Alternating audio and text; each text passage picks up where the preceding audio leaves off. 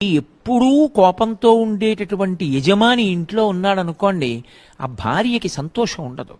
ఎప్పుడూ ఏదో భయంగా ఉంటుంటుంది. ఎక్కడ ఏ పొరపాటు దొల్లుతుందో, ఏ చిన్న తప్పు జరుగుతుందో, ఆ చిన్న తప్పుకు ఆయన ఎంత కేకలేసేస్తాడో, ఎంత క్రోధానికి వశపడిపోతాడో మీరు చూడండి. పాపం జీవితాంతం బతికున్న నాళ్ళు భర్త సంతోషంగా తినాలని వండి పెడుతుంది. ఏదో ఒక్కరోజు ఆవిడ మనిషే, ఎక్కడో చిన్న పొరపాటు జరిగి కాస్త ఉప్పు తక్కువో ఎక్కువో అవుతుంది. అంత మాత్రం చేత కంచాలు విసిరేసి భార్యని పట్టు కొట్టేసి తిట్టేసి నానా రభస చెయ్యక్కర్లేదు. ఇంట్లో అంత కోపంతో ఉండేటటువంటి వ్యక్తి ఒక్కడున్నా చాలు. అది తండ్రి కావచ్చు, తల్లి కావచ్చు, బిడ్డలు కావచ్చు, తాత కావచ్చు. ఆ ఇంట్లో వాతావరణం భయంతోటి ఉద్విగ్నతతోటి ఉంటుంది. ఏమంటే ఏమొస్తుందో మాట్లాడడానికి భయపడ